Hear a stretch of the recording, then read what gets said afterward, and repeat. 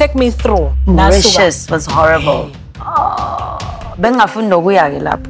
You work on your back, I work on my feet. We're not at the same level. What is she insinuating? She's dead to me. Yes, Londi's dead to me just like her exes. Ubani onenkinga kwenzekani? Hayibo, eMauritius phela sekune-tension, akusakhulunyiswana. Sekune-beef ke manje. Kuthiwa hayibo, khulumani, Londi xolisa yena mangima khona engavelanga isini. Yeah, kwenzakalani? Khulumani phela ngixolisa ngathi mina guys angimind mina ukukhuluma naye. Wavele wama wangibheka nje wathi Umene. yebo phela. Yeah. I'm sorry to comment about your dress and to make you feel uncomfortable and give you mean girl energy. That was not the aim of the whole thing. I was just trying to be funny. Mina angeke ngikudelele for your work. For wena as umuntu wesifazane, I would never do that. I can mock you about a lot of things. I can mock you about what you're wearing, what you say, and how you behave in public. But angisoze ngakudelela. And Bambala. Yes. Bambala mom. It was very nice. Ngifuna ukuthi ngesingisi strategic and smart ukuthi umuntu mayichukuluza bese uyama nje. Stand down. Bese uthi nje okay nje. So iyangiconfuse leyo part. I understand ukuthi ngabe kwenzakaleni mhlambe ngabe yini Uma uhamba kanye nomngane wakho, baba kanye nomngane wakho. My parents were scam hard. Ngikutshela ukuthi my parents have worked. Don't ever disrespect my parents. Any excuse to beat a girl up.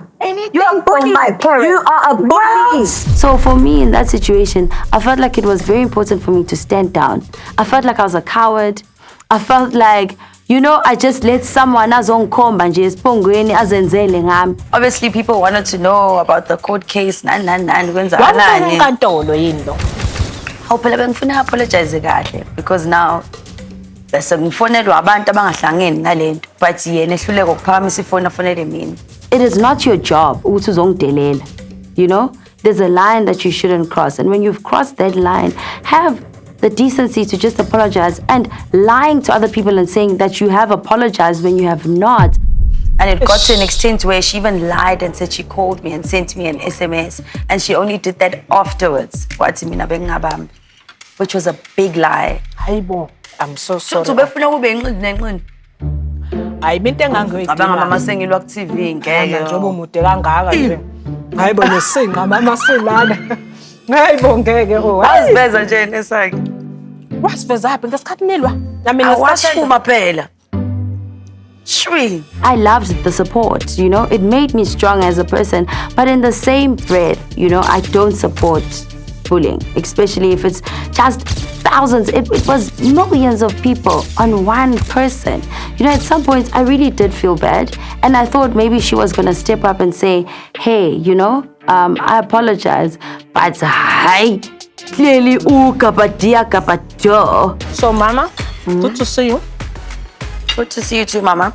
We should do this often. So you're not coming to the pop-up? The pop-up is salon. Oh, i-launch. Awuthule ke mama. Uzobona kuqala. Awuthi ngilalela umzimba awuthule ngoba isicephe ngathi ngalala ngesusu manje. Uyabo manje ke ngazi ukuthi inality zitha. Wey, awungeke. Yu. Ay kazi nayenza into yenu for ifika. Thakhe ihlukile nje mama, you know, on its own. Ilipho, yes, yayibaba yayibhlungu, but you know the skin was soft. Okay, what's happening now? So hayibo samende. Thule samende. I'm telling you, thungiwe phela. But kusazoba right. Reconstruction sazoba right. It's just that namanje nje coming this side kunento abathi ama shooting nerves. Yabo nje umkhonto nje angazo kagesi. It's very painful, yeah.